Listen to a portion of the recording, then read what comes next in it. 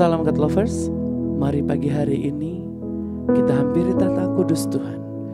Mari bersuka cita bersama Tuhan, sebab Tuhan adalah kekuatan bagi setiap kita. Haleluya. Terima kasih Bapa. Ku mau setia sampai akhir,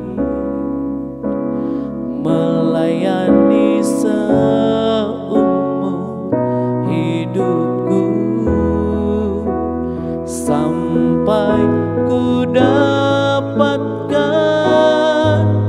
mahkota kehidupan di dalam kerajaan-Mu. Haleluya. Ku bersyukur Kau memilihku menjadi hamba-Mu untuk melayani-Mu. Segenap hidupku ku serahkan untuk kemuliaan-Mu. Ku mau setia sampai akhir, melayani seumur hidupku, sampai ku dapatkan mahkota kehidupan di dalam kerajaan-Mu. Ku mau setia sampai akhir, melayani seumur hidupku, sampai ku dapatkan mahkota kehidupan di dalam kerajaan-Mu. Haleluya. Sebab Kau yang layak diagungkan, kemuliaan bagi-Mu. Haleluya. Kami mau setia memuji-Mu, mengasihi-Mu Tuhan. Kau yang layak diagungkan, glory bagi-Mu. Haleluya. Terima kasih Tuhan. Haleluya Yesus. Ku mau setia sampai akhir, melayani seumur hidupku, sampai ku dapatkan mahkota kehidupan di dalam kerajaan-Mu.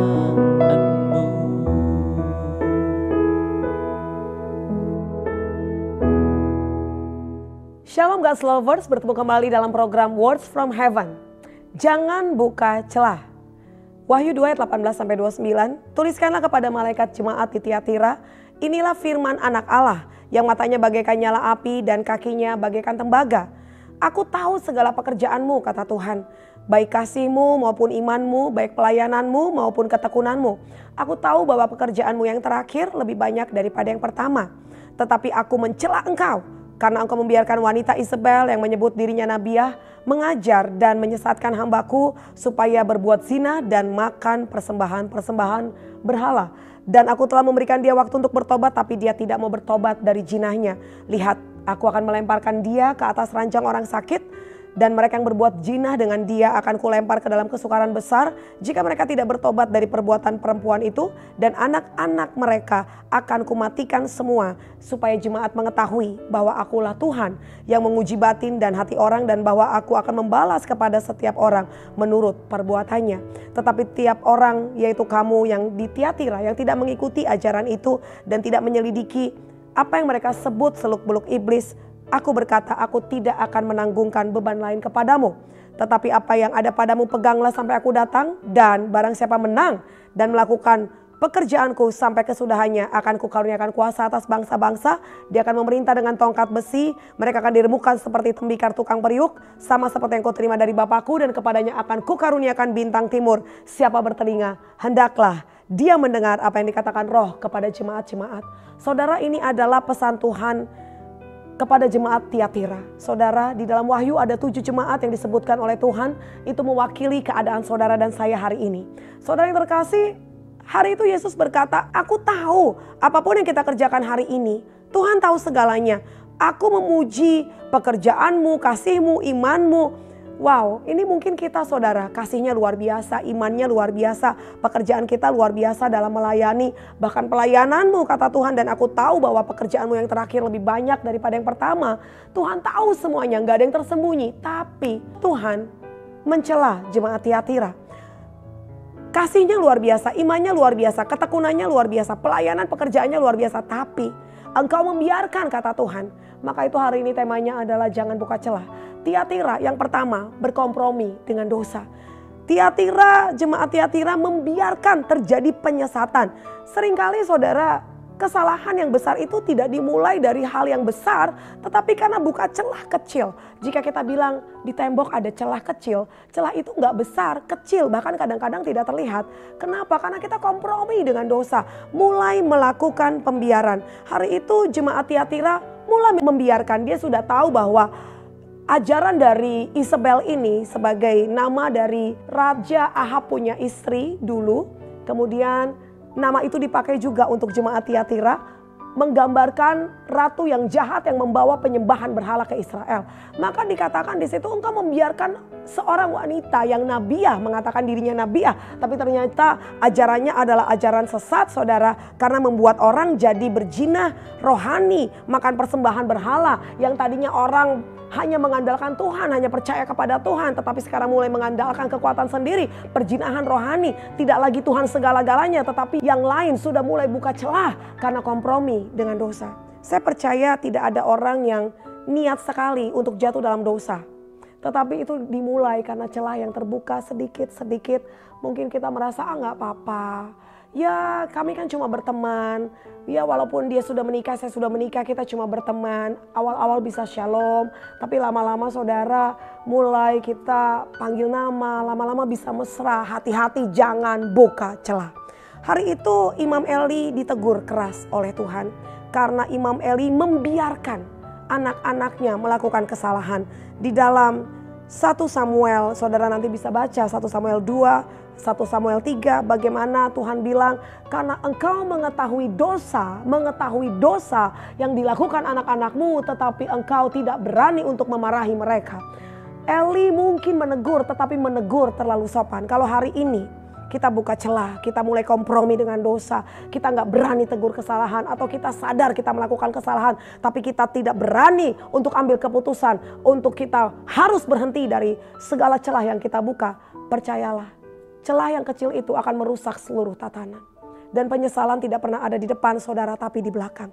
Maka hari ini jangan main-main dengan dosa. Galatia 3 ayat 3 bilang begini, adakah kau sebodoh itu? Engkau sudah memulai dengan roh, maukah kau sekarang mengakhirinya dengan daging? Saudara, di akhir zaman ada banyak orang yang terdahulu menjadi terkemudian menjadi terdahulu. Ini pun menjadi peringatan buat saya, tidak boleh main-main. Tuhan akan segera datang, hiduplah dalam kebenaran. Maka itu jangan pernah buka celah, sekecil apapun. Jangan kompromi dengan dosa. Sekali lagi, iblis punya agenda hanya mencuri, membunuh, membinasakan. Pada akhirnya tidak ada agenda yang baik dari iblis.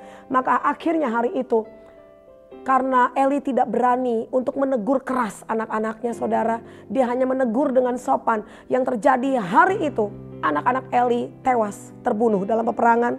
Kemudian juga tabut Allah dirampas dari Israel dan Tuhan sudah memberitahu itu kepada Samuel. Jadi harusnya Imam Eli punya anak adalah imam yang melanjutkan terus, tetapi karena tidak ada lagi imam yang baik di Israel, tapi ada Samuel yang sudah dinazarkan oleh ibunya menjadi imam di Israel.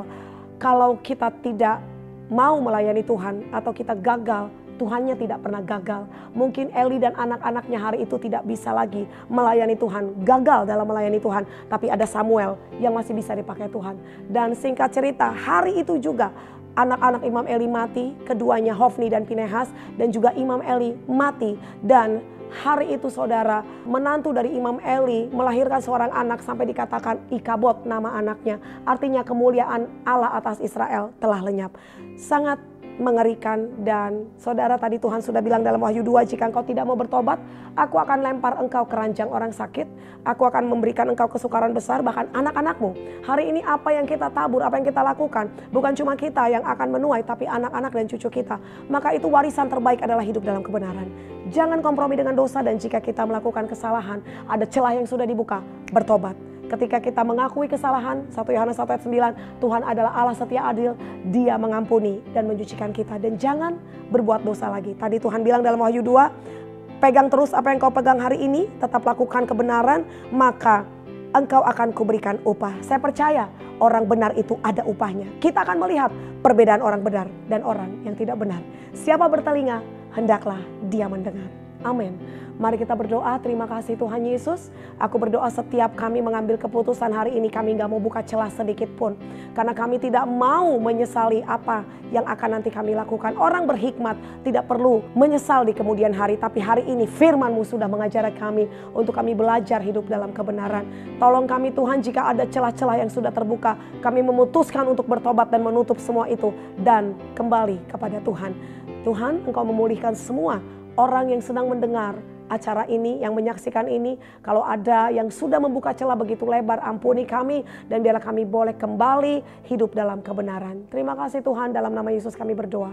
Amin. God's Lovers diharapkan membagikan link YouTube renungan ini kepada saudara, kerabat dan teman. Terima kasih. Tuhan Yesus memberkati.